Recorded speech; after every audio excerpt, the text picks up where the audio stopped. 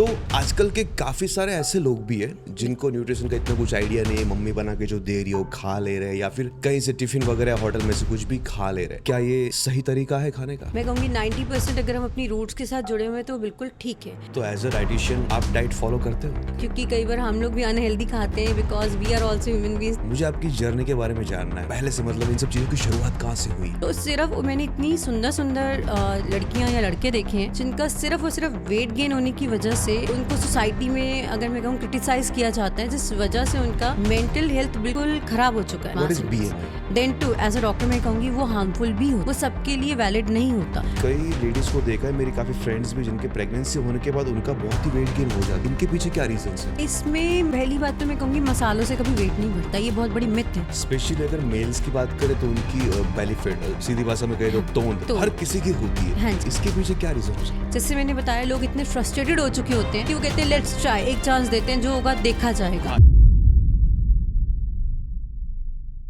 दोस्तों, आज का जो पॉडकास्ट है वो बहुत ही स्पेशल होने वाला है मेरे लिए भी और आपके लिए भी, क्योंकि शायद कहीं ना कहीं आप लोग भी वेट गेनिंग या ऐसी कई सारी चीज़ों से गुजर रहे होंगे जो मैं भी गुजरता हूँ। तो आज के हमारे गेस्ट स्पेशल दिल्ली से आए हुए हैं डॉक्टर हर्षमित अरोरा जी, जो एक डाइटिशियन है, बड़े अच्छे न्यूट्रिशन है, काफ़ी लोगों को बेहतरीन रिजल्ट्स दिए। तो without wasting any time let's get started. Okay, तो डॉक्टर हर्षमित अरोरा जी, कैसे हो आप? मैं बिल्कुल ठीक हूँ, आप कैसे सर? मैं एकदम फिट हूँ, लेकिन शायद इस पॉडकास्ट के बाद ज़्यादा फिट हो जाऊँ क्योंकि आपसे न्यूट्रिशन की काफ़ी सारी नॉलेज जो मिलने वाली है। Sure, तो दिल्ली से आप कब आए गुजरात? हम लोग कल पहुँचे हैं गुजरात। कल पहुँचे? हाँ जी। ओके। दिल्ली के बारे में तो मैंने बहुत सुना है कि बहुत ही पॉल्यूशन है वहाँ पे, तो क्या पॉल्यूशन हमारे न्यूट्रिशन को इफेक्ट करता है? बिल्कुल करता है सर। किस तरीके से? न्यूट्रिशन को अगर मैं बात करूं, पॉल्यूशन आपका बिल्कुल इफेक्ट करता है, क्योंकि जिनको अस्थमा की प्रॉब्लम है या जिनको Okay. सांस लेने में दिक्कत है उसको डेफिनेटली इफेक्ट करता है। तो इस टाइम तो पॉल्यूशन कंट्रोल में वैसे दिल्ली का सच में? सर्दियों में थोड़ा सा रहता है। Okay okay. दिल्ली की जो पब्लिक है या फिर वहाँ की जो सरकार है वो किस तरीके से मतलब काम कर रही है उनको पॉल्यूशन को कंट्रोल में करने के लिए? अभी तो नई नई सरकार आई है, लेट्स सी, क्योंकि बीजेपी अभी आई है काफ़ी सालों के बाद, देखते हैं कैसे कंट्रोल करते हैं। तो आप फर्स्ट टाइम गुजरात में आए हो? हाँ जी, मैं फर्स्ट टाइम पे आई। कुछ फूड ट्राई किया यहाँ का आपने? हाँ, काफ़ी अच्छा है यहाँ का। गुजराती फूड बहुत अच्छे हैं, यहाँ के लोग बहुत अच्छे हैं, और यहाँ पे स्पेशली पॉल्यूशन बहुत कम है। Yes exactly. क्या आपने फूड में क्या ट्राई किया यहाँ का? हमने यहाँ की ऑथेंटिक थाली ट्राई की थी, गुजराती। क्या क्या था उसमें? उसमें आई गेस ढोकला था। Okay. और छोटी छोटी 2 रोटियां थी और सब्जियां थी यहाँ की स्पेशल, और स्पेशल आपका जो आमरस था वो था। आमरस? हाँ जी। आपके वहाँ भी आमरस मिलते होगा? नहीं, हम लोग के वहाँ पे आम पन्ना बनाते हैं, हम लोग उसको थोड़ा सा पानी मिक्स करके एंड उसमें मसाले ऐड करके। आम पन्ना? हाँ, आम पन्ना, हम लोग उसको आम पन्ना बोलते हैं। तो हमारे वहाँ जैसे आपका आम रस बिल्कुल प्योर मैंगो का वो जूस एकदम होता है ना, फ्लफी, हम लोग उसमें थोड़ा पानी मिलाते हैं, थोड़े से मसाले मिला देते हैं, थोड़ी चीनी ऐड करते हैं, तो वो Okay. थोड़ा सा जूस टाइप हो जाता है, okay, like smoothie? Like smoothie. हाँ, ओके, तो यहाँ का जो आमरस आपने पिया वो बहुत डिफरेंट और बहुत अच्छा था। सही में? बिल्कुल अच्छा था, हम लोग के लिए तो बहुत अच्छा था। आज भी सुबह हम लोगों ने काफ़ी आपकी यहाँ की नमकीन ट्राई करी, तो वो भी काफ़ी अच्छी थी। ओके, तो कल ही आप आए ना सूरत? अभी हाँ जी, सूरत की कोई जगह पे गए थे आप? हम लोग बस अभी थोड़ा सा कर रहे थे, कल शॉपिंग के लिए गए थे, थोड़ा सा देखा कुर्तियाँ वगैरह, यहाँ का कॉटन माइल जो आपका Yes, मार्केट है, yes. टेक्सटाइल मार्केट, उसको ट्राई किया यू था। नो यहाँ पे बीच भी है। हाँ, हमारे होटल के बिल्कुल पास में ही है। अच्छा, तो मेरे पास काफ़ी सारे क्वेश्चंस है आपके लिए, हाँ जी। बहुत सारे लिख के रखे, बिल्कुल। क्योंकि पर्सनली यू नो न्यूट्रिशन को लेके मैं थोड़ा उत्तेजित रहा करता हूँ अपनी ज़िंदगी में कि ये हेल्दी है या नहीं है, ये हाँ जी। हेल्दी है या नहीं है। तो आजकल के काफ़ी सारे ऐसे लोग भी हैं जो कि नॉर्मल लाइफ जी रहे हैं, जिनको न्यूट्रिशन का इतना कुछ आइडिया नहीं है, मम्मी बना के जो दे रही है वो खा ले रहे हैं या फिर कहीं से टिफिन वगैरह होटल में से कुछ भी खा ले रहे हैं। राइट। क्या ये सही तरीका है खाने का? खाने का तरीका से डिपेंड करता है कि कौन किस हिसाब से ले रहा है, किसकी क्या एज है, उसको कितनी कैलोरी की ज़रूरत है। ऐसा नहीं कि जो हमारे घर वाले बना कर दे रहे हैं वो गलत है। मैं कहूँगी 90% अगर हम अपनी रूट्स के साथ जुड़े हुए हैं तो बिल्कुल ठीक है, क्योंकि जो हमारे दादा नाना के टाइम पे चलता आ रहा था उसमें हमें कभी भी शुगर, आपने नहीं सुना होगा किसी को शुगर है, किसी को थायराइड है, हमने कभी सुना ही नहीं थी ये बीमारियाँ। ये रिसेंट में आई है क्योंकि हमारा जो लाइफस्टाइल चेंज हुआ है, इस वजह से हमें ये सब डिजीज़ेस आकर करने लग गई हैं। तो एज अ डाइटिशियन आप डाइट फॉलो करते हो? हाँ, बिल्कुल, कभी कभी करते हैं, जब मौका नहीं मिलता तब थोड़ा सा, जैसे अब भी बाहर हैं तो थोड़ा सा अनहेल्दी हमारा भी हो ही जाता है। ओके। तो ऐसा नहीं कि हम लोग का वेट गेन नहीं होता है, बिल्कुल होता है। जैसे हमारा भी 65 से 68 तक शूट अप करता है, क्योंकि कई बार हम लोग भी अनहेल्दी खाते हैं, because we are also human beings, तो हमारा भी दिल बच्चा है। एग्जैक्टली बिल्कुल हम लोग भी खाते हैं। तो क्या मैं जान सकता हूँ आपका डाइट प्लान क्या है? सर कोशिश मेरी यही रहती है कि मैं बहुत अपनी शुगर लेवल्स को थोड़ा कंट्रोल करूं, क्योंकि मेरी शुगर की क्रेविंग्स बहुत ज़्यादा रहती हैं। तो उस वजह से अपनी अपनी बॉडी का टेंडेंसी होता है, मेरा बॉडी का टेंडेंसी है कि अगर मैं थोड़ा सा भी मीठा खाती हूँ तो वेट बहुत जल्दी गेन अप होता है। तो मैं थोड़ा सा अपना कैलोरी डिफिशिएंट डाइट पे ज़्यादा रहती हूँ मेरी बॉडी के हिसाब से। ओके, और कितने टाइम कंज्यूम करते हैं फूड आप दिन में? मैं दिन में ऑलमोस्ट 8 मील्स लेती ही लेती हूँ, 8 जो मैं, meals? हाँ जी, जो मैं अपने क्लाइंट्स को भी बोलती हूँ, स्मॉल स्मॉल मील्स हमें लेते रहना चाहिए, क्योंकि एक साथ खाना it's not a good habit according to me. Okay. तो जैसे ब्रेकफास्ट आपने किया, उसके थोड़ी देर बाद आप अपना लाइट मील ले सकते हैं, फिर लंच किया, उसके बाद इवनिंग स्नैक्स, फिर डिनर। क्योंकि आजकल क्या है, हम लोग वेट लॉस में सोचते हैं कि हमें डिनर जल्दी कर लेना चाहिए, तो लेकिन हमारा जो स्लीपिंग पैटर्न है वो बहुत लेट है। तो उसके बाद हमारी जो नाइट क्रेविंग्स होती हैं, उसके लिए आप अगर थोड़ा बहुत कुछ ले रहे हो, लेट वर्किंग आवर्स में काम कर रहे हो, या जिसकी नाइट शिफ्ट है स्पेशली, तो उस हिसाब से हम अपना 6-7 मील्स अगर दिन में लेते रहें और उसको कंज्यूम करते रहें और प्रॉपर वर्कआउट से अपनी एक्स्ट्रा कैलोरीज को शेड करते रहें, तो वो बहुत बेनिफिशियल रहता है। सो हर्षमित जी, आपको ज़िंदगी में ऐसा कब लगा कि न्यूट्रिशन लाइफ को चेंज कर सकता है? सर अगर मैं कहूँ तो न्यूट्रिशन जो है वो एक पावरफुल इक्विपमेंट है जो आपकी लाइफ को चेंज कर सकता है, पर वो Okay. समझने की बात है। क्योंकि जो हमारा खाना है उसको हम कहते हैं कि food is a source of your good nutrition also, and food is your poison also. अब डिपेंड करता है कि आप कौन सा न्यूट्रिशन किस तरीके से उसको एब्जॉर्व कर रहे हो, तो उस हिसाब से आपकी लाइफ किस तरह से चलेगी, लाइफस्टाइल कैसा रहेगा। अब जैसे अगर मैं डायबिटीज़ की बात करूँ, तो उसमें हमें अगर पता ही नहीं कि हम ले क्या रहे हैं, सिर्फ शुगर में मतलब चीनी बंद कर देने से आपकी डायबिटीज़ कंट्रोल नहीं होती है। आपको कौन सा आटा लेना है, आपको कौन से फ्रूट्स लेने हैं, आपको सूजी कितना खाना है, तो that is a main role of your source कि आप किस तरीके से अपने हेल्थ इश्यूज़ को कंट्रोल कर पा रहे हैं। अगर हम न्यूट्रिशन की बात करें तो हमारे दिमाग में 2 चीज़ें आती है, एक डाइट और दूसरी फिटनेस। राइट। दोनों में से ज़िंदगी में सबसे ज़्यादा ज़रूरी क्या है? मैं कहूँगी दोनों ही बहुत ज़रूरी हैं, लेकिन दोनों अगर बैलेंस होकर चलती हैं तो। ओके। क्योंकि डाइट के बिना फिटनेस अधूरी है, फिटनेस के बिना आपकी डाइट अधूरी है।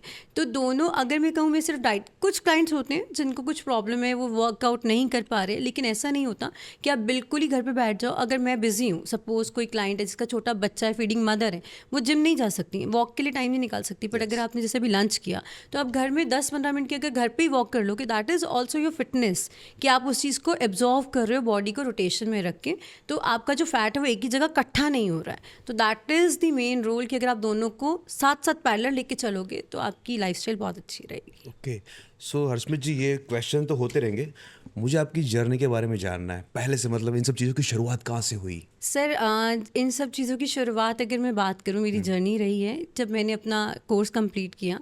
आफ्टर दैट जब हमने क्लाइंट्स लेने, मतलब जब मैंने हॉस्पिटल को ज्वाइन किया, ओके, ये कब की बात है? ऑलमोस्ट 10 ईयर्स बैक की बात है। Okay. तो वहाँ पर क्या होता है कि जब हम लोग ज्वाइन करते हैं तो हम लोग को हर तरीके का क्लाइंट मिलता है। तो वहाँ पर किस तरीके के, जैसे छोटे बच्चे भी हैं या यंग गर्ल्स भी हैं जिनको शादी का प्रॉब्लम है, क्यों, कुछ भी मेडिकल इशू नहीं है, सिर्फ वेट गेन है। तो उनको जो मेंटल स्ट्रेस होता है वो बहुत हाई होता है। क्यों? क्योंकि अगर आप कोई लड़की देखने जा रहे हो, लड़का देखने जा रहे हो, तो हमारे दिमाग में एक इमेज होती है कि हमें ऐसा लाइफ पार्टनर चाहिए, बट डजंट मीन कि कोई मोटा है या किसी को कुछ प्रॉब्लम है तो वो सुंदर नहीं दिखता है। तो सिर्फ मैंने इतनी सुंदर सुंदर लड़कियाँ या लड़के देखे हैं जिनका सिर्फ और सिर्फ वेट गेन होने की वजह से उनको सोसाइटी में, अगर मैं कहूँ, क्रिटिसाइज़ किया जाता है, जिस वजह से उनका मेंटल हेल्थ बिल्कुल ख़राब हो चुका है। तो उस चीज़ को आप किस तरीके से उनकी लाइफ को चेंज करते हो, बेसिकली न्यूट्रिशन जो है वो आपका लाइफ चेंजिंग एक प्रोसेस है। तो वहाँ से मेरी जर्नी शुरू हुई थी। ओके, फिर अब तक आपने मतलब कितने हैप्पी क्लाइंट्स दिए हुए हैं?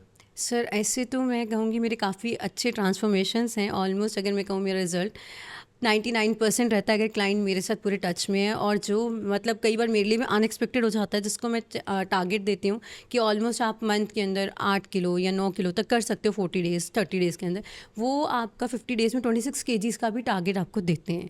तो क्लाइंट के फॉलोअप्स पे होता है और डाइट कितनी अच्छी ले रहे हैं उस अकॉर्डिंग आपका रिजल्ट बेस्ट रहता है। ओके, आपके क्लाइंट में से कोई ऐसा एग्जांपल है जो मतलब बहुत बहुत बार हार मान रहा था, लेकिन फिर भी आपने उनको पकड़ के रखा कि नहीं होगा होगा, और बहुत टाइम बाद उसको रिजल्ट मिला और बहुत ही मतलब खुश हो गया, ऐसा कोई मतलब एग्जांपल? हाँ, ऐसे काफ़ी एग्जांपल्स होते उसकी हैं। थोड़ी जर्नी के बारे में बताया ना, उसका प्रोसेस किस तरीके का था? एक्चुअली में क्या होता है, जब ऐसा कोई क्लाइंट आता है तो मोस्टली इस क्लाइंट के साथ क्या होता है, जब वो मोस्टली 100 से क्रॉस कर जाते हैं Okay. और उन्होंने लाइफ में ऐसी कोई, क्योंकि जो भी ओबीज होते हैं उन्होंने लाइफ में हर चीज़ ट्राई किया होता है, सप्लीमेंट से लेकर डाइट से लेकर जिम एरोबिक सब कुछ, लेकिन एक टाइम आता है जब वो कहते हैं कि मैं सब कुछ ट्राई कर चुका हूँ लेकिन मेरा हो ही नहीं रहा है। अब लास्ट ऑप्शन मेरे पास बायोटिक सर्जरी था, मैंने वो भी करा लिया, उससे मेरा गया, लेकिन एक टाइम पे प्लेटू बन गया। तो उस क्लाइंट को पहले आपको मेंटल हील करना पड़ता है, आपको समझाना पड़ता है कि आपने जो किया उसको आपने कितना कम्प्लीटली फॉलो किया, आपने कितना फॉलोअप्स डॉक्टर से लिए, कितनी गाइडेंस ली, उसको किस तरीके से आपने चेंजेस दिया। तो क्या होता है, ऐसा नहीं होता कि वेट लॉस नहीं होता, वेट लॉस बहुत अच्छा आएगा। उनका कई बार शुरू में एक दिन के अंदर 2.5 किलो का भी रिजल्ट आता है, लेकिन एक टाइम आता है जब इंसान करता है तो ब्रेक पे भी जाता है, जैसे आपने बोला चीट मील, उसके बाद थोड़ा लेजीनेस आता है कि चलो यार अभी 15 किलो तो मैम ने करा ही दिया, कि थोड़ा बाउंस बैक भी होगा तो चल जाएगा। तो वो ब्रेक जो होता है एक दिन का नहीं, वो 15 से 20 दिन का भी होता है, तो वेट बाउंस बैक कर भी आते हैं। लेकिन उनको अगर आप यही बोलो कि नहीं, जब इतना किया था तो इतना भी हो जाएगा और अभी आप कर सकते हो, और स्पेशली अगर आपको अपना ड्रीम फिगर चाहिए, पहले आप उसको इमेजिन करो, आप सोचो कि आपको कौन सी ड्रीम अपनी ड्रेस में पूरा आना है। अगर आप उसमें आना चाहते हो और आपका एक एम है तो वो ठीक है, अपने लाइन से थोड़ा सा हटेगा, लेकिन फिर उसे लगेगा नहीं यार जब मैं इतना कर सकता था तो मैं यहाँ भी आता हूँ। और स्पेशली डाइट में क्या होता है, उन क्लाइंट्स के मोस्टली क्लाइंट्स के साथ गर्मियों में इंच लॉस आना शुरू होता है। तो जब इंच लॉस आना शुरू होता है तो आपकी जो डबल एक्सल से एक्सल साइज में जब आप फिट आते हो ना, तो एक कॉन्फिडेंस लेवल बूस्टअप होता है कि मैं इतना सुंदर दिख रहा हूँ, वेट मशीन पे हिल ही जाएगा। तो वो वहाँ से धीरे धीरे करके 40, 50, 80 किलो तक क्लाइंट्स ने लूज़ किया है। तो वो थोड़ा सा मेंटल हीलिंग का प्रोसेस रहता है कि मुझे दिखाना है घर वालों को, इस बार मैंने करके दिखाना है और मैं करके दिखाऊंगी, तो होता है, डेफिनेटली होता है। तो हर्षमित जी, देखने जाए तो ये बहुत लंबी प्रोसेस है, हाँ जी, बहुत हार्ड वर्किंग प्रोसेस हार्ड है। Working process. तो यही फील्ड आपने क्यों चुनी करियर के लिए? सर क्योंकि आई थिंक इस फील्ड में मुझे खुद की जर्नी ऐसी लगती है कि कहीं ना कहीं ऐसा नहीं है, मैंने आज तक कभी किसी पॉडकास्ट में नहीं बोला, मेरा खुद का वेट एक टाइम पे 120 केजीज था। तो मैंने अगर अपने आप को 52 केजीज पे ला कर, और ऐसा नहीं कि आज मेरा वेट नहीं बढ़ता है, आज भी मेरा वेट बढ़ता है, हम 72 पे भी जाते हैं और वापस 68 पे लाते हैं। तो मैंने उस चीज़ को फील करा है कि as a girl, as a women, आपके साथ क्या क्या प्रॉब्लम्स आ सकती हैं और क्या क्या आती हैं मेंटली, फिज़िकली, और आपकी सोसाइटी आपको किस तरीके से क्रिटिसाइज़ करती है। तो वो चीज़ अगर आप अपने साथ फील कर सकते हो तो मुझे ऐसा लगता है कि अगर मैं खुद को कर सकती हूँ तो सामने जो चीज़ इसको फेस कर रहा है तो उसको भी ये चीज़ें पता होनी चाहिए, और मैं जिसकी हेल्प कर सकती हूँ अपनी डाइट के सोर्सेज से या अपने एक्सपीरियंस से, तो मुझे डेफिनेटली करना चाहिए। तो इसीलिए मैंने इस फील्ड को चूज़ किया। ओके, सो हर्षमित जी, मैंने अपने आंखों से देखा भी और सुना भी है। फॉर एग्जांपल, दो लोग हैं, दोनों का ही सेम वेट है, यानी कि समझ लो कि 80-90 जितना कुछ वेट होगा दोनों का, दोनों ही सेम डाइट फॉलो कर रहे हाँ हैं, जी। दोनों ही सेम प्रोसेस वाली फिटनेस फॉलो कर रहे हैं, मतलब ओवरऑल सब कुछ सेम कर रहे हैं, लेकिन एक बंदे का वेट लॉस बहुत ही जल्दी हो रहा है और एक बंदे का बहुत ही स्लो चल रहा है। इसके पीछे क्या रीज़न हो सकते हैं? अब पहले तो डिपेंड करता है कि दोनों मेल हैं कि फीमेल हैं। फीमेल है तो हो सकता है कोई मेडिकल इशू। अब सेम केस मेरे पास है, मेरी क्लाइंट हैं, उनके हस्बैंड और उनका सेम डाइट है, उनके हस्बैंड चीट मील करते हैं तो भी रिड्यूस कर जाते हैं, सिंपल डाइट उनके साथ करते हैं तो भी कर जाते हैं, but she is stuck on 80 kgs. उसका रीज़न है because she is a feeding mother, she has a PCOS problem. तो वो डिपेंड करता है बॉडी टू बॉडी मेटाबॉलिज्म पे, आपकी बॉडी के अंदर कोई डेफिशिएंसी है उस पे, या फिर आपकी बॉडी क्या होता है, जैसे सपोज हम दोनों सेम एज के हैं लेकिन हमारा वेट सेम है और हम दोनों डाइट भी एक कर रहे हैं, बट उसका वेट जल्दी जा रहा है, मेरा नहीं जा रहा। क्यों? क्योंकि मेरी बॉडी की टेंडेंसी है कि उसको वो डाइट सूट नहीं कर रही है। हो सकता है कि जैसे आजकल आपने सुना हो किनवा इज़ अ वेरी हेल्दी, वो सब क्लाइंट्स लेते हैं डिनर में। अब अगर मैं वो चीज़ डिनर में कंज्यूम करती हूँ, मुझे ब्लॉटिंग होती है, मेरा वेट नेक्स्ट डे 2 kg बढ़ जाता है। Then too quinoa is a very healthy thing. तो वो डिपेंड करता है बॉडी टू बॉडी पे कि आपकी बॉडी को क्या चीज़ सूट कर रही है, आपका BMI क्या है और आपकी मेडिकल कंडीशन किस प्रोसेस में है, उस अकॉर्डिंग आपको डाइट लेना चाहिए। ज़रूरी नहीं कि जो डाइट आप ले रहे हैं वो मैं लूँगी तो मुझे रिजल्ट देगा ही देगा। वो 10-20% चांसेस होते हैं कि आपको सेम डाइट लेने पर पे रिजल्ट मिल जाते हैं। दैट्स वाई जब आप एक डाइटिशियन या किसी डॉक्टर के पास जाते हो तो वेट, एज, हाइट, आप आजकल तो ब्लड ग्रुप भी हम पूछते हैं, क्योंकि क्या होता है किसी किसी को गर्म चीज़ें सूट नहीं करती। Yes. आयुर्वेदा में आपके ब्लड ग्रुप को देख के बताया जाता है कि आपको गर्म चीज़ों से वेट लॉस जल्दी आएगा या ठंडी चीज़ों से आएगा। तो वो सब प्रोसेस पूरा करने के बाद, कैलकुलेशन करने के बाद एक प्रॉपर डाइट चार्ट कह लो या सप्लीमेंट्स या मेडिसिन आपको प्रोवाइड किए जाते हैं, जिस वजह से आपका रिजल्ट बहुत अच्छा आता है। Okay, you know about BMI? Right. Body What mass is index. BMI? Body mass index होता है आपका, जो कैलकुलेट करा जाता है आपके पूरे वेट, एज, हाइट को देखकर। उसमें आपकी बॉडी में कितना फैट परसेंट है, आप ओवर ओबीज़ हैं, आप सुपर ओबीज़ हैं, आप मीडियम ओबीज़ हैं, किस तरीके का आपका फ़ैट है, उसको किस तरीके से। अगर बॉडी का परसेंटेज ही फ़ैट का 5% है तो मैं आपको इतना हार्ड डाइट नहीं दूंगी कि आपको 20% फ़ैट रिड्यूस करने के लिए दे दूं। तो उस तरीके से, और BMI is a very important thing कि आपकी बॉडी में क्या चीज़ें किस लेवल पे चल रही हैं, उस हिसाब से आपको न्यूट्रिएंट हम देंगे, उस हिसाब से आपको फ़ैट कटर, आपकी जो डाइट है, आपकी वेजिटेबल्स हैं, उस हिसाब से प्रोवाइड करेंगे ताकि आपका फैट वहीं से जाए। कई बार आपने सुना होगा किसी किसी को थोड़ा सा ओवर नॉलेज होता है तो कहता है आप वेट लॉस कराओगे कि मसल फैट रिड्यूस कराओगे।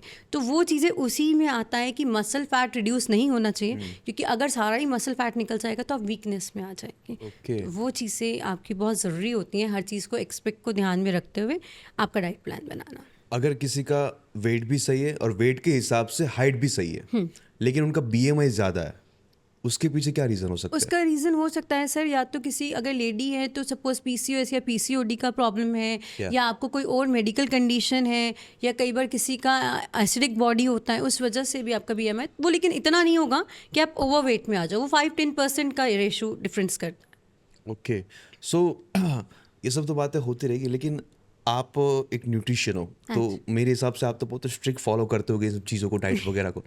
कभी कभी आपको मन होता है कि अभी मैं 10 दिन तक ये नहीं खाऊंगी, 10 दिन तक वो नहीं खाऊंगी, ऐसा कभी फील होता है आपको? ऐसा होता है जनरली जब चैलेंज हमें चाहिए होता है। ओके। अब जैसे सपोज सर्दियां हैं और हमारा वेट गेन का कोई इवेंट है जिसमें मुझे वेट गेन की डाइट बतानी है, तो मैं 62 से 72 पे आऊँगी, और 72 पे आते ही मैं वो अपना इवेंट ख़त्म करूँगी। अब नेक्स्ट मेरा इवेंट या मेडिकल कोई कॉन्फ्रेंस है जिसमें मुझे वेट लॉस पे करना है, तो that time I need to take a challenge कि हाँ, मुझे 10 दिन तक ये डाइट में ये चीज़ें कट करनी है, so that I will reduce very fast. लेकिन then too as a doctor मैं कहूँगी वो हार्मफुल भी होता है, वो सबके लिए वैलिड नहीं होता। क्योंकि हमें एक्सपीरियंस है, तो हमें पता है कि अब जैसे सपोज मैंने 10 दिन अगर रोटी अवॉइड करा तो मुझे पता है मुझे वीकनेस हो रहा है, तो मुझे उसका क्या सप्लीमेंट ऐसा लेना होगा जिससे कि मेरा वीकनेस कवर अप हो जाए।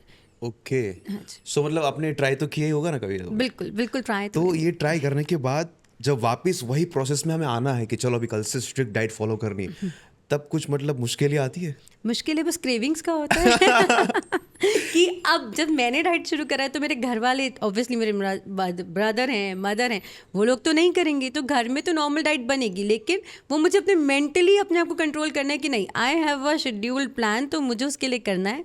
तो डेफिनेटली थोड़ा प्रॉब्लम आता है, बट थोड़ा थोड़ा हम भी चीट कर लेते हैं बीच में। देखने जाए तो अगर जो डाइट फॉलो कर रहे हैं, डाइट फॉलो नहीं कर रहे हैं, नॉर्मल जो लोग हैं, वो सब फूड कंजप्शन में ऐसी कौन सी गलतियां करते हैं जिससे वेट गेन की प्रॉब्लम होती है?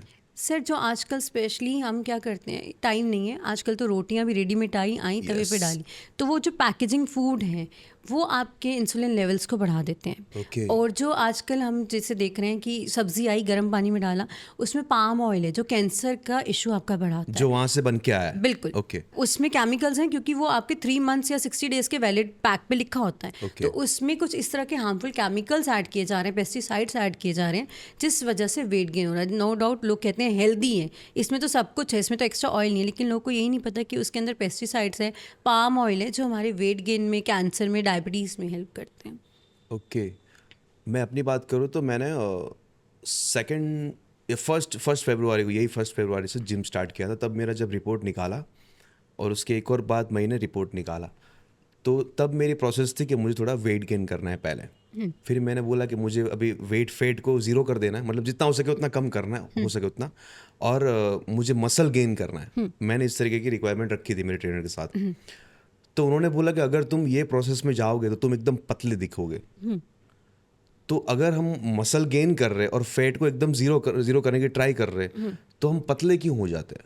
सर पतले क्योंकि आपका बॉडी फैट तो निकल रहा है ना, आप तो पहले बॉडी फैट को रिड्यूस कर रहे हैं ना। तो मतलब मसल हमारे बहुत ही छोटे होते हैं क्या, मतलब? Muscle fat is a different thing और visible fat is a different thing.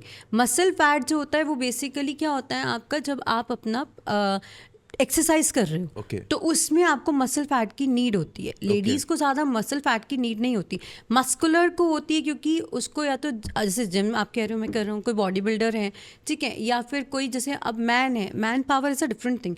तो एक वुमेन की लाइफ और मैन की लाइफ में डिफरेंस होता है। तो मसल फैट जो होता है वो आपका एक डिफरेंट लेवल पे होता है और जो हमारा बॉडी फैट है वो डिफरेंट है। हाँ, आपने कहा मुझे बॉडी फैट को ज़ीरो करके फिर मसल फैट को गेन अप करना है, वो क्योंकि आप जिम कर रहे हो, आपको बॉडी गेन अप करना है, आपको अपने बाइसेप्स क्रिएट करने हैं, तो वो उसके लिए अलग प्रोसीजर रहता है, वो अलग एक डाइट रहता है उसके लिए। ओके। और मुझे एक चीज़ पता नहीं चल पा रही है, लोग जिम में जाके इतने हैवी वेट्स ले रहे हैं, काफ़ी बड़ी मतलब खतरनाक वाला एक्सरसाइज भी करते हुए लोगों को मैंने देखा है, और वो लोग प्रॉपर नींद भी ले रहे हैं। तो ये मसल गेनिंग की प्रोसेस किस तरीके से होती है? मतलब कि जैसे कि देख लीजिए, आज समझो मैंने बाइसेप ट्राइसेप्स अगर किए हुए, ठीक है, और मैं प्रॉपर नींद लिया, तो कल मेरे बाइसेप ट्राइसेप में थोड़ा मुझे गेनिंग दिखेगा। वो गेनिंग की वजह किस तरीके से वो प्रोसेस हो रहा है? सर जैसे आप डाइट ले रहे होगे और जो एक्सरसाइज आप कर रहे हो सकता है आप कोई सप्लीमेंट्स ले रहे हो, जो सप्लीमेंट नहीं लेगा, जो आपने देखा होगा आजकल जिम में हर चीज़ अवेलेबल होती है, आप चाहो तो आप बॉडी विद इन मंथ भी बना लेते हो, 2 मंथ्स भी बना लेते हो, इसके लिए स्टीरॉइड्स अवेलेबल है। पर जो ये चीज़ें नहीं लेते उनको बहुत टाइम लगता है मसल गेन करने में, क्योंकि मसल फैट को जो गेन करने का प्रोसीजर होता है वो बहुत लंबा होता है। उसके लिए डाइट आपको बहुत रिच चाहिए होती है, आपको अच्छा खासा उसमें नॉनवेज अगर मैं बात करूँ तो आप जैसे चिकन का ब्रेस्ट पीस लेते हैं, एग लेते हैं, फिश लेते हैं, वो इस तरह की प्रोटीन डाइट में थोड़ा चला जाता है। लेकिन जिसको है कि मुझे तो 2 महीने के अंदर अंदर करना है क्योंकि मेरा कंपटीशन है, तो आपने देखा होगा आप आज जा रहे हो, लड़का नॉर्मल है, 2 महीने में उसके बाइसेप्स बढ़ गए, तो that is because of steroids, जो कि हमारे मेल के टेस्टोस्टेरॉइड्स को इफ़ेक्ट करता है। ओके। वो बाद में आपकी अगर मैं बायोलॉजिकल प्रॉब्लम बोलूँ तो उसमें इफ़ेक्ट करना शुरू करता है। तो वो डिपेंड करता है कि आप मसल फैट को एक हेल्दी वे में इंक्रीज़ करो कि अनहेल्दी वे में इंक्रीज़ करो। तो वो डाइट का और आपका एक्सरसाइज का प्रोसीजर होता है। अगर आप रिच डाइट ले रहे हो, अच्छी हाई प्रोटीन डाइट, और साथ में एक्सरसाइज कर रहे हो, तो आपका मसल फैट धीरे धीरे गेन होना शुरू हो जाता है। दुनिया में बहुत सारी बीमारियां हैं, लेकिन वेट गेन से कौन सी बीमारियां होती है? सर वेट गेन से अगर मैं यंगस्टर्स में आजकल बात करूँ, PCOS, PCOD, sorry, PCOS, PCOS। Okay. PCOS, PCOD, irregular periods जिसको हम कहते हैं, जिसके जैसे आपने सुना होगा देसी भाषा में, लड़कियां कहती हैं मेरी दाढ़ी आ गई है, मेरे डेट्स नॉर्मल नहीं है, 2-2 महीने हमारे को स्किप हो जाते हैं, दैट इज़ PCOS, PCOD। आगे आपको कंसीव में प्रॉब्लम आता है, आपका डायबिटीज़ का लेवल इंक्रीज़ हो जाता है, थायराइड लेवल इंक्रीज़ हो जाते हैं, नी पेन शुरू हो जाता है, आपको एक्ने आना शुरू होता है, और स्पेशली आपको लेजीनेस होती है और आप इरिटेट होना शुरू हो जाते हैं। तो ओवर वेट का, ओबेसिटीज़ का, कोलेस्ट्रॉल का, कार्डियक प्रॉब्लम का, इन सब से बहुत गहरा रिश्ता मैं कहूँगी है। अगर हम वेट गेन करते हैं तो ये प्रॉब्लम्स हमारी आनी शुरू हो जाती हैं। ओके। तो नॉर्मल कोई भी इंसान, मेल या फीमेल कुछ भी है, उनका अगर वेट गेनिंग हो रहा है, वो देख रहा है कि मेरे बॉडी में चेंजेस आ रहे हैं, मेरा फैट ज़्यादा बढ़ रहा है धीमे धीमे, तो उनकी जो वेट गेन को मतलब क्या कह सकते हैं, उसको कंट्रोल करने की जो प्रोसेस होगी, जो डाइट होगी, उसके बारे में थोड़ी नॉर्मल चीज़ें बता सके अगर उनको। नॉर्मल जैसे सपोज़ अगर मेरा वेट बढ़ रहा है, लेकिन अगर मुझे पता है कि मेरी अभी स्टार्टिंग में डेट्स का इतना इशू नहीं है, या मुझे ऐसा कुछ शुगर नहीं है या नहीं, तो आप अपना जो डाइट, अगर वेट एकदम से बढ़ना शुरू हो गया है, तो पहले तो आप अपना डाइट में चेक करो कि आप कितनी कैलोरीज ले रहे हो, रात के टाइम आप क्या ले रहे हो, चाय की आपकी क्वांटिटी क्यों है। चाय का हम क्यों बोलते हैं, क्योंकि उसमें कैलोरीज ज़्यादा होती है, शुगर इंटेक ज़्यादा होता है। अगर आप वही सब्जियां ज़्यादा लेना शुरू कर दो, थोड़ा फ्रूट का लेवल इंक्रीज़ कर दो, रोटी को बंद ना करके, अगर मैं एक टाइम पे, कुछ क्लाइंट्स होते हैं जो भूख की वजह से 4-4 रोटी लेते हैं, आप 4 रोटी की जगह उसकी 2 रोटी करके सब्जी और सैलेड का मात्रा इंक्रीज़ कर दोगे, तो स्लोली आप रिड्यूस करना शुरू कर जाते हो। मेन आपका जो है कैलोरीज और कार्ब्स पे थोड़ा सा अगर आप अपना ध्यान देना शुरू करते हैं तो रिड्यूस करना शुरू कर जाते हैं। ये जो कीटो टाइप के डाइट प्लान्स होते हैं, वो कितने प्रतिशत सही है? सर अगर मैं बात करूँ रिजल्ट, उसमें भी काफ़ी क्लाइंट्स को 100% मिलता है, बट वो सस्टेनेबल कितने हैं और वो आपके लिए रिकमेंडेड हैं कि नहीं, वो मेन आपका पॉइंट आता है।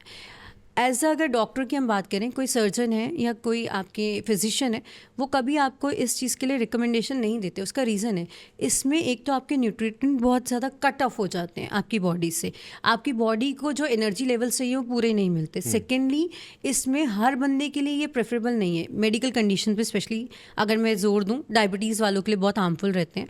और ये सस्टेनेबल इसलिए नहीं है क्योंकि आप कितने दिन तक कीटो या फास्टिंग वाली डाइट कर सकते हैं, फैट डाइट्स कर सकते हैं, लिक्विड डाइट्स कर सकते हैं।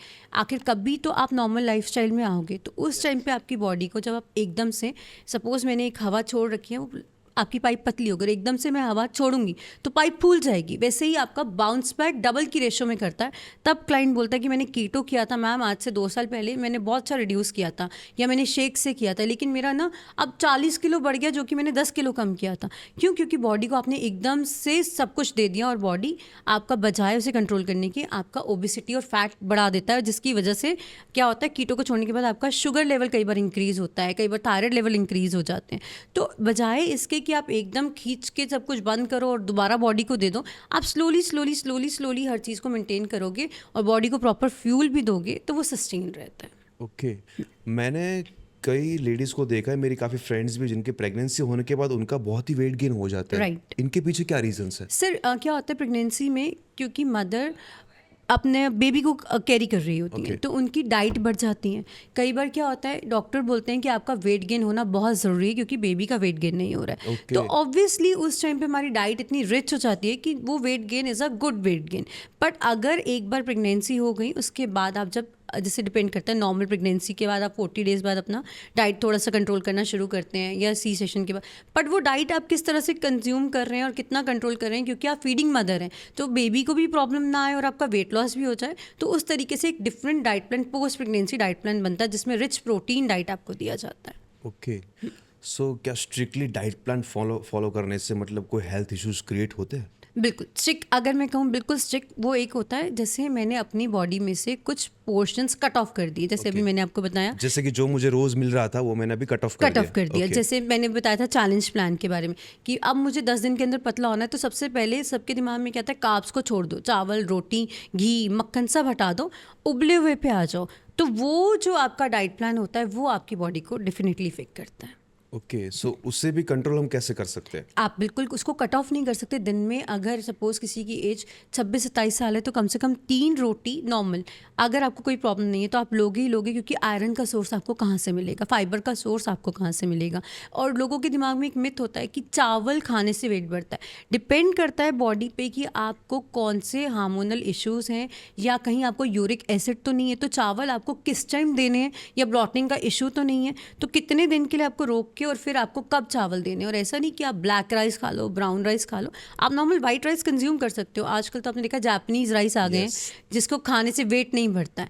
बट ये सब पे जाने की बजाय आप नॉर्मल अपने चावल भी खा सकते हैं, इवन काफी लोग ब्लैक राइस भी ले रहे हैं। ब्लैक राइस भी ले रहे हैं, लेकिन वो सब चीज़ों पे जाने की बजाय मैं कहती हूँ नॉर्मल, जो इंसान अफोर्ड नहीं कर सकता वो नॉर्मल खा सकता है, बट वो किस टाइम लेना है, कितनी क्वांटिटी में लेना है, वो बहुत ज़रूरी है आपके। क्या डाइट फॉलो करने से किडनी के भी कोई इशू आ सकते हैं? वो तब आ सकते हैं सर जब, अगर जैसे मैंने अभी बात करा आपसे कि हमारे इंडिया में ना कल्चर नहीं है कि अपने टेस्ट नॉर्मल 3 मंथ में या 6 मंथ्स में कराएं।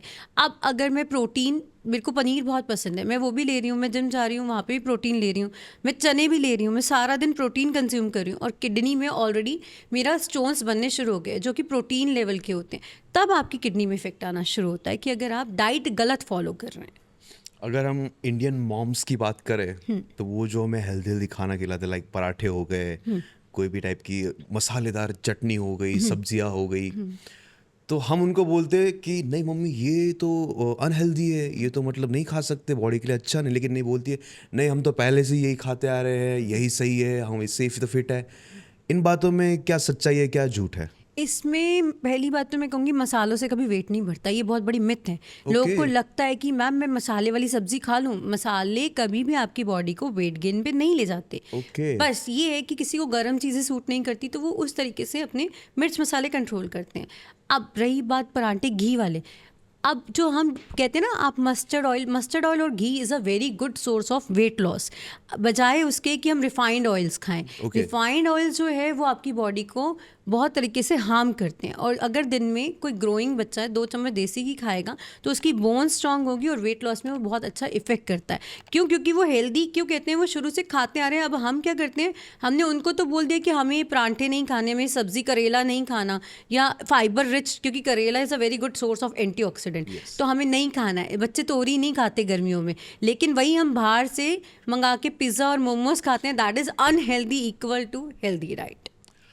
क्या न्यूट्रिशन डेफिशिएंसी से हार्ट अटैक के चांसेस बढ़ते हैं? बिल्कुल बढ़ते हैं सर। उसका रीज़न है न्यूट्रिशन डेफिशिएंसी। क्या होता है, अगर हमारे जैसे बॉडी में ऑलरेडी कोलेस्ट्रॉल की मात्रा ज़्यादा है। Okay. अब ये नहीं है, क्या होता है आपने देखा होगा, कोई बहुत पतला इंसान है, बिल्कुल स्लिम है, फिट है, और उसको कल ही हार्ट अटैक आ गया या उसके हार्ट में ब्लॉकेज आ गई, तो दैट्स दी रीज़न कि कहीं ना कहीं हमारी डाइट में ऐसा लैकेज है कि आपका वेट गेन नहीं है, लेकिन स्टिल आपके जो ब्लड है वो गाढ़ा हो रहा है, तो उसमें आपका कार्डियक प्रॉब्लम आने के डेफिनेटली चांसेस होते हैं। या Okay. स्ट्रेस लेवल आपका बहुत हाई है। ओके काफ़ी लोग मैंने ऐसे भी देखे जो जिम में जा रहे, प्रॉपर न्यूट्रिशन ले रहे, डाइट फॉलो कर रहे, एक्सरसाइज भी कर रहे, और साथ ही साथ वीकेंड्स में ड्रिंक ले रहे, रेगुलर स्मोकिंग कर रहे। तो ये सब चीज़ें मिक्सअप हो रही है, तुम डाइट भी ले रहे हो और ये सारी चीज़ें भी कर रहे हो, क्या ये सही है? और अगर सही नहीं है तो इसके क्या इफेक्ट होते हैं बॉडी पे? सर सही तो अगर हम कहें कि रेगुलर बेसिस पे जो ड्रिंक करते हैं, स्मोक करते हैं, डेफिनेटली वो सही नहीं है। लेकिन कुछ लोग होते हैं जो छोड़ नहीं सकते, तो ऑब्वियसली उसका इफेक्ट ये होता है कि अगर आप चेन स्मोकर हैं तो आपके लंग्स खराब होने शुरू हो जाते हैं, ठीक है। और अगर आप रेगुलर ड्रिंक करते हैं तो आपका कैलोरी लेवल्स बढ़ता है, जिस वजह से आपका लीवर फैटी हो जाता है। Okay. और आपके लीवर पे इफेक्ट आना शुरू हो जाता है। सो मैं ये नहीं कहूँगी कि सब चीज़ें गलत हैं। हर चीज़ को अगर हम प्रॉपर कंट्रोल में, मात्रा में लेते हैं, तो वो चीज़ आपके लिए इफेक्ट नहीं। जैसे मैंने आपको शुरू में बोला कि जो हमारा डाइट है, जो हमारा फूड है, वो हमारा मेडिसिन भी है और वो हमारा पॉइजन भी है। अब वो डिपेंड करता है कि हम उसे मेडिसिन की तरह लेते हैं या पॉइजन की तरह लेते हैं, तो वो चीज़ इफेक्ट करती है आपके लाइफस्टाइल पे। ओके मेरा एक जिम मेट है, मुझे ये कहता है कि मैं ये सारी चीज़ें भी करता हूँ और मैं डाइट फॉलो भी करता हूँ और मैं साथ ही साथ सप्लीमेंट में लिव 52 भी ले रहा हूँ। तो बोल रहे इससे मुझे कुछ फ़र्क नहीं पड़ेगा, मतलब मेरा जो चल रहा है वो चलता रहेगा। क्या लिव 52 इतना इफेक्टिव है बॉडी पे? वो डिपेंड करता है। अगर किसी डॉक्टर ने आपको सजेस्ट किया है लीवर 52 की, आपके लीवर के लिए उसने सप्लीमेंट्स दिए हैं, देन यू कैन हैव। लेकिन अगर ऑलरेडी आप बिल्कुल फिट फाइन, आपके लीवर में कोई प्रॉब्लम नहीं, आप एक्स्ट्रा लोगे, तो डेफिनेटली वो इफेक्ट करेगा, क्योंकि ओवरडोज तो इफेक्ट करेगा ही करेगा। तो वो कहीं ना कहीं नजर आना शुरू लिव होता है। 52 की एग्जैक्टली प्रोसेस क्या है बॉडी में, वो काम क्या करता है? वो आपके लीवर को हेल्दी रखता है। वो लीवर की मेडिसिन, आपके सप्लीमेंट्स होते हैं, पर वो डिपेंड करता है कि आपको किसी फिजिशियन ने करा है, रिकमेंड करा है, या फिर आप अपने आप से। क्योंकि आजकल क्या है ना, हल्का सा भी किसी को लगता है मुझे कमजोरी है तो मैं मल्टीविटामिन ले लेता हूँ, लेकिन लोगों को ये नहीं पता कि मल्टीविटामिन से भी आपके स्टोन्स होते हैं बॉडी में और आपके कैल्शियम लेवल बढ़ जाते हैं, जिस वजह से या तो आपका किडनी स्टोन होना शुरू हो जाता है या आपके कहीं पे स्टोन्स होने शुरू हो जाते हैं, और वो भी आपकी बॉडी को इफेक्ट करना शुरू करते हैं। और मल्टीविटामिन भी एक टाइम के लिए ही आपके लिए सूटेबल रहते हैं, उसके बाद वो भी आपकी बॉडी को हार्म करना शुरू कर देते ओके हैं। सो आपकी अब तक की जो जर्नी रही है ये न्यूट्रिशन वाली, आपने काफ़ी सारे क्लाइंट्स को मतलब ट्रीटमेंट दिया होगा कुछ भी, तो कभी ऐसा किसी ने वियर्ड क्वेश्चन पूछा है कि क्या मैं अपनी डाइट में ये चीज़ ऐड कर सकता हूँ? कुछ वियर्ड टाइप का किसी ने पूछा हो? वियर्ड ऐसा सर, बस हाँ कभी कभी जैसे होता है कि कोई मुझसे ये पूछता है कि मैम आप मुझे ये बोल रहे हो कि रात को मैं रोटी खा लूँ तो क्या मेरा वेट नहीं बढ़ेगा? सुबह मैं रात को रोटी प्रॉपर मील ले लूँगा तो सुबह तो मेरा वेट बढ़ जाएगा। तो उसको हम क्या बोलते हैं, ठीक है आप एक काम करो, आज आप अपने हिसाब से सूप ले लो, कल वेट देखना। तो कल जब वो वेट लेता है तो उसका वेट जैसे सपोज 87.7 था आज, तो कल 88.9 आएगा, क्योंकि वेट तो बढ़ गया। कोई नहीं, आज आप मेरे कहने पे चलो, और नेक्स्ट डे जब वो प्रॉपर चबाती और मील्स करता है तो उसका वेट एकदम डाउन आता है। तो that is the weird thing कि आप एक हेल्दी डाइट को अनफॉलो करके और अनहेल्दी सूप्स लेके ब्लॉटिंग की तरफ जा रहे हैं। तो वो बड़ा वियर्ड हो जाता है क्लाइंट्स के लिए समझना कि अरे यार नॉर्मल खाने से भी मैं वेट लॉस कर सकता हूँ। ओके तो मतलब उनके माइंड्स में ये मिथ चल रहा है कि इस तरीके की भी प्रोसेस हो सकती है कि अगर मैं रात को रोटी ले रही हूँ तो सुबह तक मेरा वेट बढ़ जाएगा। बढ़ जाए। मिथ तो सर ऐसे हैं कि सॉल्ट फ्री डाइट पे चली जाऊँ। अच्छा मैम आपको क्या लगता है मुझे इस तारीख तक 5 किलो कम करना है, तो क्या मैं बिल्कुल रोटी बंद करके सिर्फ स्मूदीज़ पे आ जाऊँ? स्मूदीज़ पे आप आ जाओ, नो डाउट आपको फाइबर मिल रहा है, लेकिन आपकी बॉडी के जो बाकी बॉडी को न्यूट्रिएंट्स चाहिए वो कौन पूरे करेगा? बाकी कमियाँ कहाँ से आप पूरी करेंगे?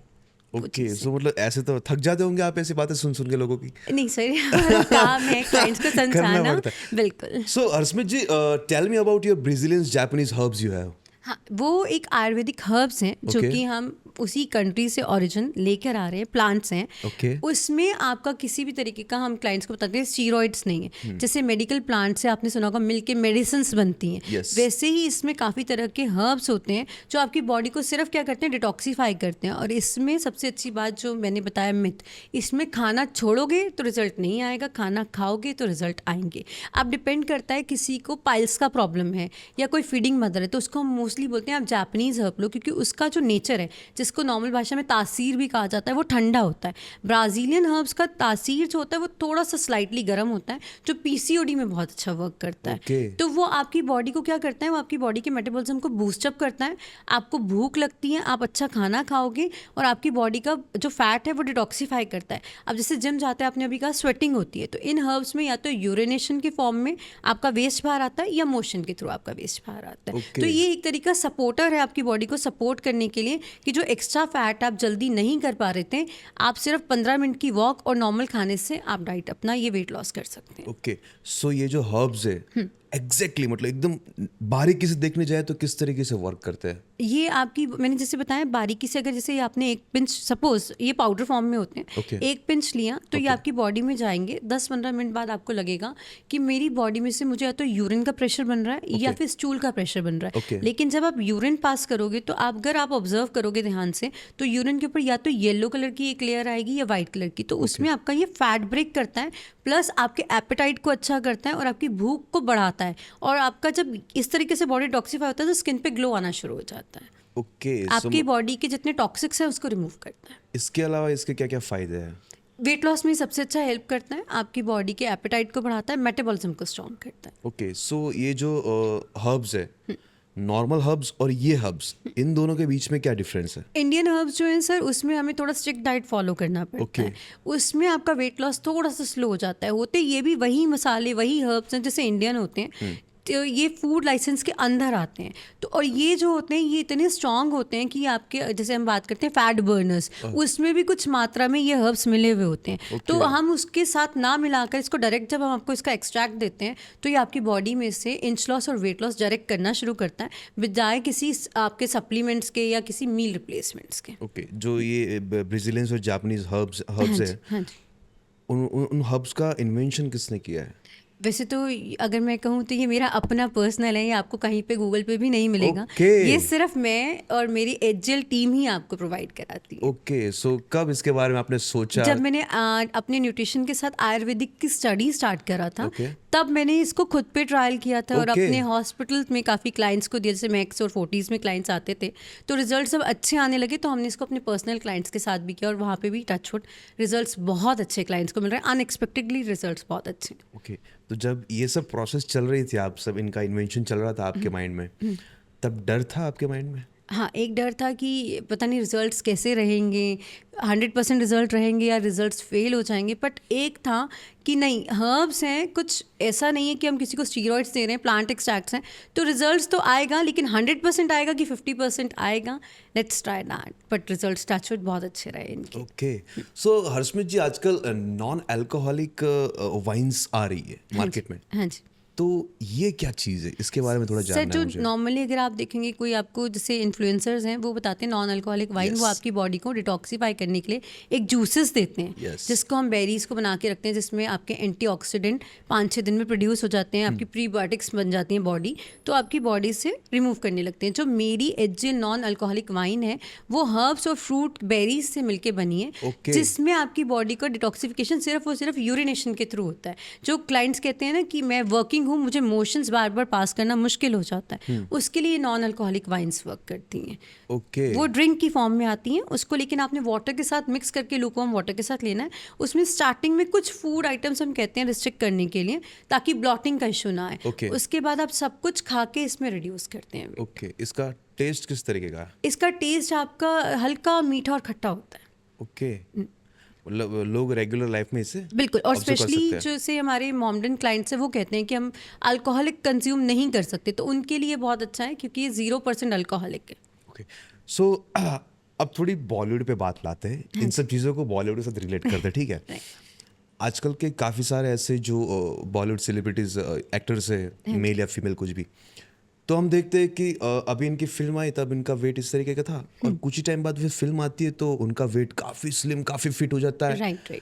तो ये जो टाइमिंग को बहुत कम कर देते हैं इन सब प्रोसेस के लिए, तो उसके बारे में थोड़ा जानना है कि ये सब सेलिब्रिटीज वेट लॉस किस तरीके से करते होंगे। सर कुछ तो अगर मैं बात करूं जो नेचुरल प्रोसेस होता है उसमें काफ़ी टाइम लगता है। Okay. डाइट जैसे अभी आपने बोला कीटो वो बहुत इसमें इफेक्ट करती है। Okay. आईएफ जो हमारी डाइट होती है वो बहुत इसमें इफेक्ट करती है। मीनो डाइट्स बहुत होती हैं जो इसमें बहुत इफेक्ट करती हैं। लेकिन काफ़ी टाइम पे 90% जो हमारे सेलिब्रिटीज़ हैं जैसे आपने सुना होगा ओजेम्पिक, Yes. जो कि आजकल लोग कहते हैं वेट लॉस, जबकि किसी को ये पता ही नहीं कि वो वेट लॉस मेडिसिन नहीं है, वो शुगर डायबिटीज़ की मेडिसिन है जो एपेटाइट को कंट्रोल करती है, शुगर लेवल्स को कंट्रोल करती है। इस तरह से लिपोकेटिक मेडिसिन आती है। तो इस तरह के स्टीरॉइड्स यूज़ करके आप कितनी जल्दी वेट लॉस कर जाते हो, बट उसके जो सिम्टम्स होते हैं वो होता है नोजिया, डिप्रेशन, एंजाइटी, आपका एपेटाइट बिल्कुल ज़ीरो हो जाता है, आपकी स्किन लूज़ होनी शुरू होती है। आपने देखा होगा जो जितनी जल्दी आपके सेलिब्रिटीज़ आजकल लूज़ कर रहे हैं उनकी स्किन एकदम डाउन हो जाती है। मोस्टली लोग कहते हैं कि स्किन ख़राब हो गई, उसके बाद हम अपना स्किन ट्रीटमेंट पे जाते हैं। तो ये स्टीरॉइड्स का असर होता है जो स्किन पे नज़र आने लगता है। क्या स्टीरॉइड में भी काफ़ी सारे प्रकार आते हैं कि ये इतना एक्सपेंसिव है तो ये इफेक्ट नहीं करेगा, हाँ, ये चीप है तो इफेक्ट करेगा? डिपेंड करता है। लेकिन अगर स्टीरॉयड आप किसी डॉक्टर के अंडर में रह के लेते हो तो ना तो आपका स्किन खराब होता है, ना ही आपके किसी लिवर पे वो इफेक्ट करता है। बट अगर आपको नीड है, अब जैसे मेरा वेट अगर 6 किलो बढ़ा है और मुझे है कि मैं कर लूँ, मैं ओजेम्पिक ले लेती हूँ, तो डॉक्टर मुझे सीधा ही कहेंगे Ozempic is not for you because you are not a diabetic and then too diabetic 2 जो कि जेनेटिक नहीं है, सिर्फ और सिर्फ आपको शुरू में कई बार इफेक्ट करती है, तो उनके लिए मेडिसिन डिफरेंट आती हैं। काफ़ी सारे लोग ऐसे भी है जिनको लगता है कि वो हेल्दी फूड ले रहे, हेल्दी न्यूट्रिशन भी ले रहे, फिर भी वो वेट गेन करे जा रहे हैं। इसके पीछे क्या रीज़न है? इसका रीज़न ये होता है सर, क्योंकि जैसे अगर मैं क्लेमेन की बात करूँ, जैसे मेरी मदर हैं, उनका वेट गेन हो रहा है, पर वो कह रही है मैं तो सारा दिन फ्रूट्स और सैलेड पे रहती हूँ। लेकिन उनको यही नहीं पता कि उनकी एज के हिसाब से उनको कितना कार्बोहाइड्रेट लेना है, कितना फाइबर लेना है, किस टाइम पे क्या लेना है। कई बार वेट गेन नहीं होता, गैस की वजह से, ब्लॉटिंग की वजह से आपका वेट गेन दिखता है बॉडी पे, मशीन पे। तो वो किस तरीके से आपको क्या क्या लेना है वो डिपेंड करता है। Food is not an issue, the thing is that कि आप उसको कितना ले रहे हो और आपकी बॉडी को क्या ज़रूरत है वो डिफेक्ट करता है।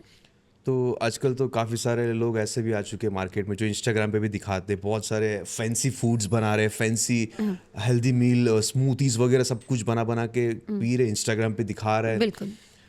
क्या ये इफेक्ट करता है वेट गेन को? वेट गेन को नहीं, वेट लॉस को ज़रूर करता है। लेकिन स्मूदी की अगर जैसे मैं बात करूँ, smoothie is not a source of proper nutrition, है ना। तो आप सिर्फ स्मूदी लेकर पूरी अपना लाइफ को कंटिन्यू नहीं कर सकते, आप पूरे दिन को नहीं चला सकते। आपको उसके साथ साथ और भी एनर्जी लेवल्स को बढ़ाने के लिए अपने सप्लीमेंट्स या अपने प्रोटीन या अपनी रोटी चाहिए ही चाहिए। तो वो एक लेवल पे अच्छे हैं। लेकिन वही बात आती है कि अब मैं बनाना स्मूदी बना रही हूँ और मेरे को शुगर, और मैंने कहा इसने बहुत अच्छी बनाई, मैं ले लेती हूँ। अब मुझे यही नहीं पता मेरा शुगर लेवल कितना चल रहा है और मैं मैंगो या बनाना स्मूदी डायरेक्ट कंज्यूम करूँगी तो मेरा शुगर लेवल और बढ़ जाएगा। तो मेडिकल जो प्रोसीजर्स हैं उसके हिसाब से आपको कितना क्या लेना चाहिए वो बहुत ज़रूरी है। तो इन्फ्लुएंसर्स, अब जैसे मैं एग्जांपल देती हूँ कि किसी की पोस्ट प्रेगनेंसी थी, उसने आफ्टर प्रेगनेंसी खुद से 3 महीने लग के वेट लॉस किया, चाहे वो लिक्विड किया चाहे कैसे। चीज़ कम टू नेक्स्ट वे कि मैं आज अपना चैनल बनाती हूँ, मैंने किया है, तो सब लेडीज़ उसको फॉलो करती हैं कि इसने किया है तो मैं भी कर सकती हूँ। बट उनको यही नहीं पता कि उनकी मेडिकल कंडीशन क्या थी, उनकी बॉडी कितना उनके साथ दे गई लिक्विड डाइट में, आपकी बॉडी की मेडिकल कंडीशंस क्या हैं। क्योंकि कुछ लेडीज़ को जैसे प्रेगनेंसी में हम कहते हैं डिप्रेशन हो जाता है, क्लिनिकल डिप्रेशन रहता है, किसी का शुगर लेवल इंक्रीज़ होता है। तो आपकी बॉडी किस तरीके से उसको हैंडल आउट करेगी, आप कर पाओगे नहीं कर पाओगे। क्योंकि काफ़ी क्लाइंट्स आजकल ये देखकर हॉस्पिटल एडमिट भी हो जाते हैं, जो हमारे पास केसेस आते हैं, डिहाइड्रेट हो गए या न्यूट्रिएंट लेवल्स बिल्कुल डाउन हो गए, फूड पॉइजनिंग हो गया। तो वो डिपेंड करता है कि आपको किस चीज़ की कितनी ज़रूरत है और सामने वाले को किस चीज़ की कितनी ज़रूरत है, क्योंकि बॉडी दोनों की डिफरेंट है। ओके, सो यही गलतियाँ कर लेते हैं अक्सर लोग। बिल्कुल। ओके, ऐसा कोई मील के बारे में बताइए जो कोई भी इंसान रेगुलर रूटीन में ऐड कर सकते हैं, one time meal only, day one, पर डे वन मील। वो मील से उनकी स्किन और हेयर्स और नेल्स काफ़ी अच्छे रह सकते हैं। तो आप विटामिन ई जो होता है हमारा, वो आप अपनी डाइट में बिल्कुल डेफिनेटली ऐड कर सकते सप्लीमेंट हैं। और फूड, एज अ सप्लीमेंट भी कर सकते हो, एज अ फूड भी कर सकते हो। प्रोटीन का सोर्स बहुत अच्छा होता है जो हमारे बालों को बढ़ाता है। जो लोग वेज हैं वो अपना पनीर ले सकते हैं, पालक ले सकते हैं, दूध ले सकते हैं, चीज़ में मिलता है। जो लोग नॉन वेज खाते हैं वो फिश में ले सकते हैं, एग में ले सकते हैं, अपना चिकन में ले सकते हैं, मशरूम्स में होता है। चिया सीड्स बहुत ज़रूरी हैं जो नेल्स, बालों और स्किन को बहुत अच्छा ग्लो करते हैं। विटामिन सी कुछ लोग कैप्सूल लेते हैं आजकल, उनकी छोटी छोटी गोलियां आती हैं, वो भी हेल्दी होती हैं। या फिर आप इस टाइम तो ऑरेंज इन है, आप ऑरेंज ले सकते हो, एप्पल ले सकते हो, अपना कीवी ले सकते हैं। बेरीज में बहुत अच्छा हमारा जो है एंटीऑक्सीडेंट होता है, वो चीज़ें आप अपनी डाइट में ज़रूर इस टाइम वाटरमेलन को इंक्लूड कीजिए। ओके, सो ये सब कुछ चीज़ें ऐड कर। अगर सप्लीमेंट की बात करें तो ऐसी कौन सी 3-4 सप्लीमेंट के बारे में बताना चाहे तो आप? सप्लीमेंट अगर हम स्किन और हेयर की बात करें तो बायोटीन आप ले सकते हैं। Biotin, okay. बायोटीन के बहुत अच्छे कैप्सूल आ रहे हैं आजकल, बहुत अच्छी गमीज आ गई हैं, वो आप अपनी डाइट में इंक्लूड कर सकते हैं। हाँ, आजकल इंस्टाग्राम पे काफ़ी गमीज़ की एडवर्टाइज भी हाँ, काफ़ी इन्फ्लुएंसर लोग कर रहे हैं कि वो गमीज़ को मतलब बॉडी वाइज की गमीज Yes, आ yes, गई हैं, yes, yes. वो भी डाइट के आपकी, अगर मैं सप्लीमेंट की बात करूँ हेयर के लिए, स्किन के लिए काफ़ी अच्छी हैं। सो डॉक्टर हसमीत जी, मैंने आजकल इंस्टा से मुझे याद है कि काफ़ी ऐसे भी वीडियोस आ रहे हैं कि ओनली 30 मिनट्स में वेट लॉस। इसके बारे में आप क्या कहना चाहोगे? सर 30 मिनट्स में वेट लॉस जनरली नहीं होता है। देन टू कुछ क्लाइंट्स का मेरे साथ भी घंटों में हुआ है, पर वो डिपेंड करता है कि आप क्या डाइट ले रहे हो, आपका मेडिकल प्रोसीजर क्या है, आपका लाइफस्टाइल क्या है, तो डिपेंड करता है उस पर। ओके, और ऐसे लोगों को देख देख के काफ़ी लोग इन लोगों के साथ जुड़ जाते हैं। उनको अगर आप कुछ कहना चाहोगे तो क्या कहोगे? उनको मैं क्या कहना चाहूँगी सर, मेरे पास काफ़ी ऐसे क्लाइंट्स आते हैं कि जुड़ तो चाहते हैं, रिजल्ट मिलते नहीं है, कॉल्स उठाने बंद हो जाते हैं, तो वहाँ पे दिक्कत आती है। ओके, वो चीज़। और काफ़ी सारे लोग ऐसे भी हैं जिनको पता है कि ये मैं जो टिप्स दे रहा हूँ लोगों को ये है गलत, लेकिन फिर भी व्यूज़ और लाइक्स के Likes लिए के लिए। वो लगे पड़े हैं इन सब चीज़ों के बिल्कुल। पीछे। मतलब क्लिक बैट कर रहे हैं इंस्टाग्राम, बिल्कुल। सॉरी, थंबनेल भी ऐसा डाल रहे हैं कि हाँ। लोग तुरंत देखो लगा हाँ हाँ मुझे तो ये चाहिए चाहिए, चाहिए, मुझे ये करना ही है। बिल्कुल। इन सब चीज़ों से मतलब काफ़ी सारे लोग मतलब जो कर रहे हैं वो बहुत गलत राह पे निकल रहे हैं आजकल। राइट। गलत चीज़ें खाने लगे, हाँ जी। वो बोल रहे ये सप्लीमेंट्स लो, गलत चीज़ें लेने लगे। तो ये सब स्टॉप करने के लिए जो लोग ये फॉलो कर रहे हैं उनको थोड़ा डिटेल वाइज आप क्या कहना चाहोगे कि ये सही है नहीं है? बिल्कुल गलत है सर, क्योंकि उसके बाद हम लोग देखते हैं आजकल छोटे बच्चों में जैसे थायराइड और डायबिटीज़ का इशू आ गया है, तो हमारी प्रोटीन आजकल किसी किसी को तो ये बीमारी भी नहीं पता होती कि हमारे को यूरिक एसिड है, जो यूरिक एसिड आपकी यूरिन में प्रोसीड हो जाता है या यूरिन से प्रोटीन निकलना शुरू हो जाता है, तो वही चीज़ें हैं। और आजकल तो अगर मैं बात करूँ तो कुछ जो अपने आपको डाइटिशियन या न्यूट्रिशनिस्ट कहते हैं, डिप्लोमा कर लेते हैं, जिनको क्लिनिकल एक्सपीरियंस बिल्कुल नहीं होता, हॉस्पिटल का एड्रेस बिल्कुल नहीं होता, वो क्या करते हैं छोटे छोटे ग्रुप्स के साथ, वेलनेस वाले ग्रुप्स के साथ जुड़ जाते हैं और वो आपको कहेंगे कि आप हमारे साथ वेट लॉस भी करो और हम आपको वर्क फ्रॉम होम भी देंगे लेडीज़ को, ताकि जैसे ऑरीफ्लेम का आपने सुना होगा, इस तरीके से आपका जो आगे प्रोसीजर्स आते हैं कि आप इसको यहाँ पे बेच दो, इतना कमीशन हो जाएगा, तो दैट इज़ रियली हार्मफुल, क्योंकि लोगों को पता ही नहीं कि उसमें कितनी लेवल का प्रोटीन है, कितने लेवल के उसमें सप्लीमेंट्स हैं जो उनकी बॉडी के लिए ज़रूरी है भी कि नहीं। तो जैसे काफ़ी होते हैं कहते हैं नहीं प्रोडक्ट कॉस्टली है तो इससे अच्छा तो मैं किसी यूट्यूबर को ही फॉलो कर लूँ, तो दैट इज़ रियली हार्मफुल, क्योंकि हमें पता ही नहीं कि उसकी बॉडी किस तरह से वर्क करती है, और ज़रूरी नहीं होता सर कि जो वो कह रहा है वो कर रहा है, ओके, कर वो भी डाइट ही रहा होता है, कर वो भी जिम ही रहा होता है, लेकिन व्यूज़ और अपने प्रोडक्ट के लिए वो आपको ऐसी चीज़ें बोलेगा कि आप ले लो और आपका रिजल्ट आएगा 1100-1200 में, बट ऐसा होता नहीं है। सो आजकल तो काफ़ी लोग बॉडी फैट को रिड्यूस या कम करने के लिए सर्जरीज करवाते हैं। राइट। सर्जरीज करवाने के बाद क्या क्या ख्याल रखना चाहिए और क्या सर्जरी करवाना चाहिए या नहीं? सर सर्जरी बिल्कुल ज़रूरी होता है उन लोगों के लिए जिनका वेट बहुत ज़्यादा हाई होता है, जिनको आप अगर डाइट भी दो या कोई सप्लीमेंट भी दो तो कंट्रोल होगा, लेकिन एक लेवल पे होगा, पर उनकी स्किन इतनी पतली हो चुकी होती है या उनको कोई हार्ट डिजीज़ ऐसा होता है या कई बार उनको रेस्पिरेटरी डिसीज़ हो जाता है जो ओवर वेट की वजह से वो सांस ही नहीं ले पाते, तो उनके लिए बिल्कुल ज़रूरी होता है। लेकिन एक बार जब वेट लॉस की सर्जरी हो जाती है तो उनको अपने डाइट पे थोड़ा सा ध्यान रखने की बिल्कुल ज़रूरत है, ताकि जो हम आजकल बात करते हैं बायोटिक सर्जरी, क्या कहते हैं डॉक्टर्स कि हम आपका पेट काट के छोटा कर देंगे ताकि आपका जो बेबी टमी है उस हिसाब से आप खाना शुरू करो, लेकिन जो टमी होता है वो इलास्टिक बैंड होता है, एक टाइम क्या था कि वो दोबारा बढ़ जाता है, अगर आप दोबारा उसी तरीके का खाना शुरू करोगे तो आप घूम फिर के फिर वहीं पहुंच जाते हो। तो आपको अपना डाइट ये नहीं कहते कि मत खाओ, जो खा रहे हो उसको पचाओ, उसको निकालो भी, तो वो चीज़ आपको बहुत ज़रूरी है समझना कि खाने के बाद उसको कितना बॉडी को ज़रूरत है और कितना हमें वेस्टेज को बाहर निकालने की ज़रूरत है। स्पेशली अगर मेल्स की बात करें तो उनकी बेली फैट, सीधी भाषा में कहे तो तोंद हर किसी की होती है। हाँ जी। इसके पीछे क्या रीज़न हो सकता है? सर इसके पीछे 90% होता है क्योंकि हम लोग को टाइम ही नहीं मिलता अपने लिए एक्सरसाइज करने का।